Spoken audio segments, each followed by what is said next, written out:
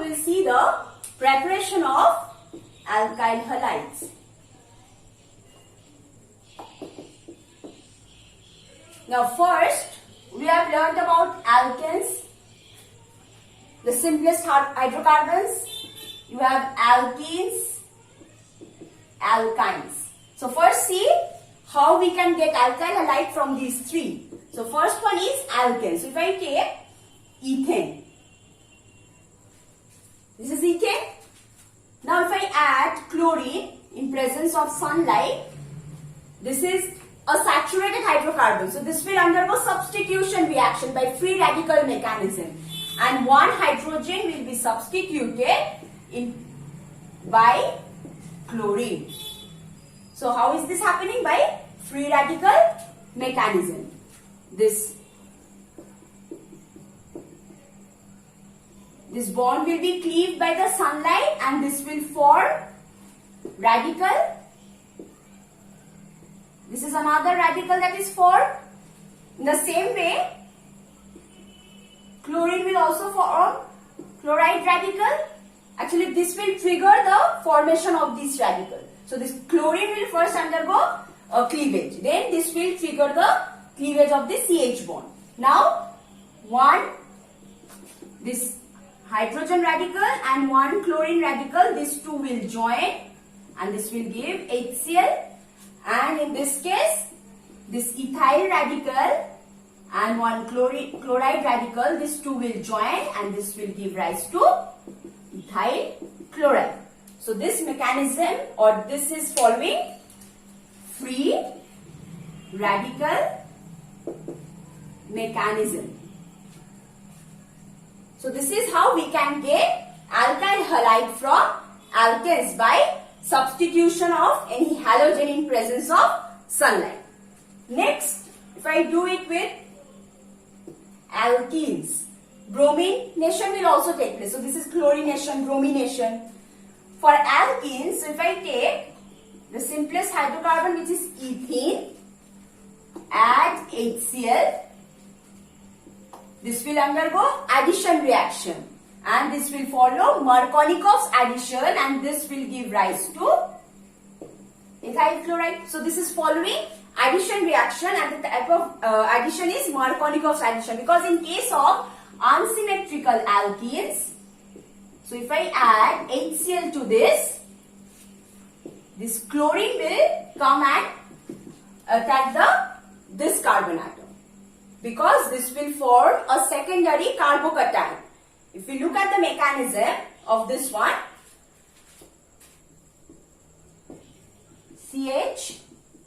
CH2, from this HCl, this will form H plus and Cl minus. So this H plus is the electrophile which will be attacked by the electron density present in the double bond. So this will give rise to a secondary carbocation. So this is the secondary carbocation we have got. Now this chloride ion, which is acting as the nucleophile, will go and attack this carbon. Thus it will form a 2-degree alkyl halide. So this will give rise to a 2-degree alkyl halide if I add HCl. But in case I want to get 1-degree alkyl halide, that is 1-chloropropane, in that case I have to add peroxide, and that is peroxide effect. And that takes place via free radical mechanism. This is taking place by carbocation mechanism, that is taking place by free radical mechanism, where the peroxide is forming the free radical, which is again triggering the formation of a free radical in this compound, stabilizing the 2-degree or favoring the 2-degree radical. Thus, the chloride will be attached at this carbon atom. So, if I CH3, so if I add HCl in presence of any peroxide, hydrogen peroxide or sodium peroxide, so I will get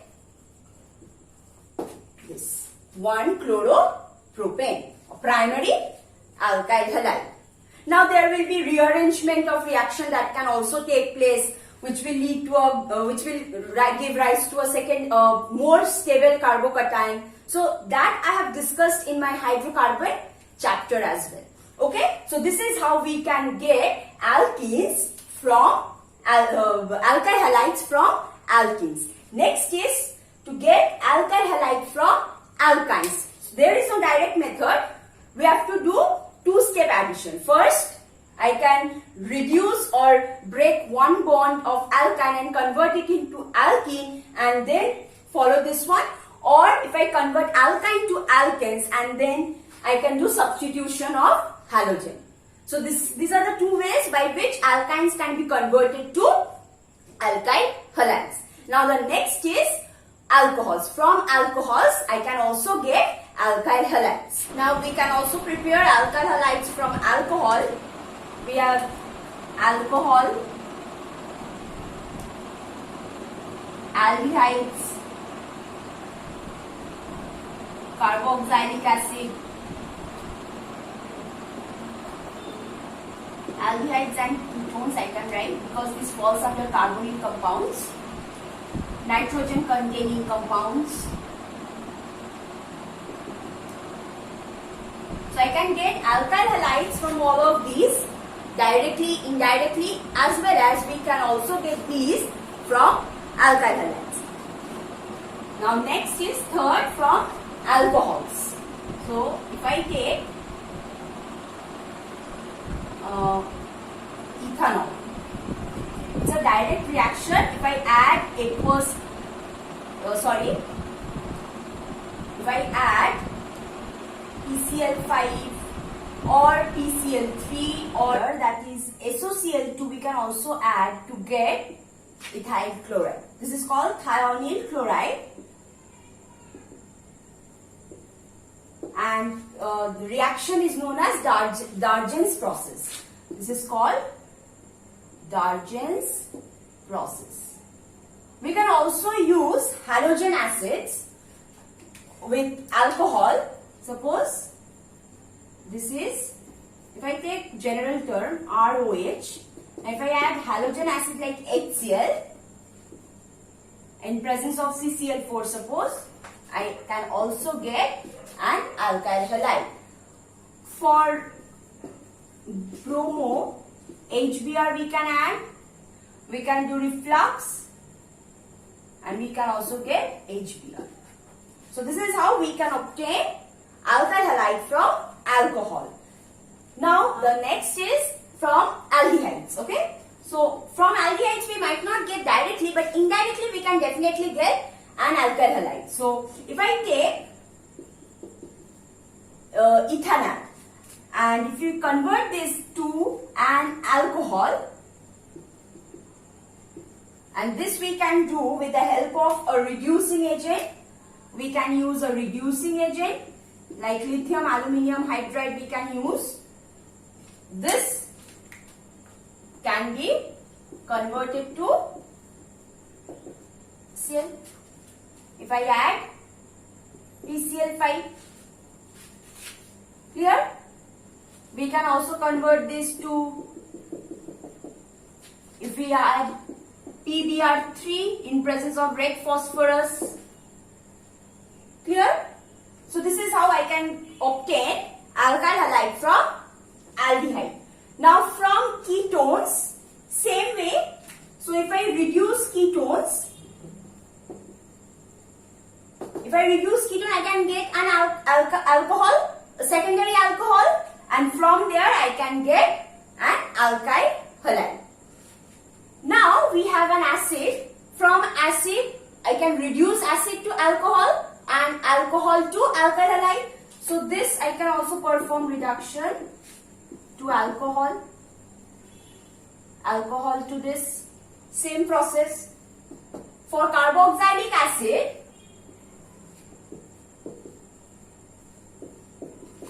from carboxylic acid I can reduce it to alcohol and this to alkyl halide using the suitable halogen acids or these compounds.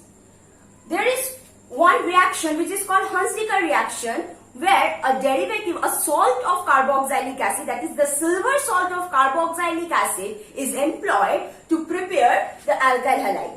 that is a special reaction that is called Hunsdiker reaction, where this is the silver salt of the acid. If I use bromine in presence of CCl4, I can get the alkyl halide. So this is called Hunsdiker reaction. So this is one way to obtain alkyl halide from acids, from an acid derivative.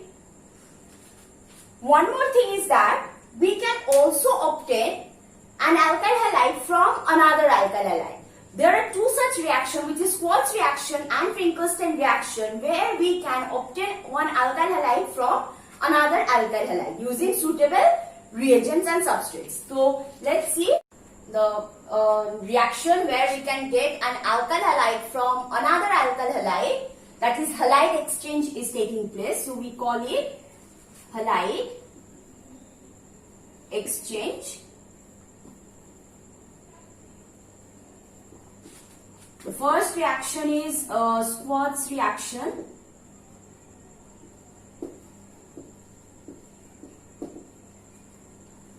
Where, suppose if I take chloroethane, 2 moles of chloroethane, and react it with some fluorides of mercury or antimony, H2F2, this F will replace Cl. So this will give rise to fluoroethane. So indirectly I can prepare fluoroethane, because it is not possible to prepare fluoroethane using fluorine in presence of diffuse sunlight. So this is one of the methods I can use to prepare fluoroethane. Another is Finkelstein reaction.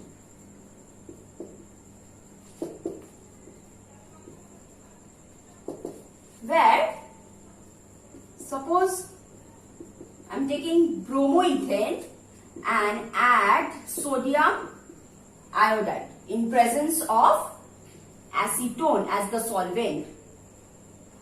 So NaBr will be removed and iodoethane will be formed. So this is the reaction where I can get one halogen from another halogen. Now another thing is that ether is one functional group. I have not mentioned here, but ether is one functional group. I can add it here. From ether, I can also prepare an alkyl halide. So, suppose if I am taking methoxymethane and add halogen acid like HI, this bond will be cleaved. Any of this bond will be cleaved, and this will give rise to one alcohol and one alkyl halide. I can also use any halogen acid, HCl, to prepare methyl chloride or ethyl chloride from ether. So treating ether with halogen acid, I can get alkyl halide as well as alcohol if necessary. So these are the few preparations of alkyl halide which will be required for the conversion of the reaction. So these one-step reactions are very useful for the conversion and identification of the substances. Next we will see the properties of the alkyl halides.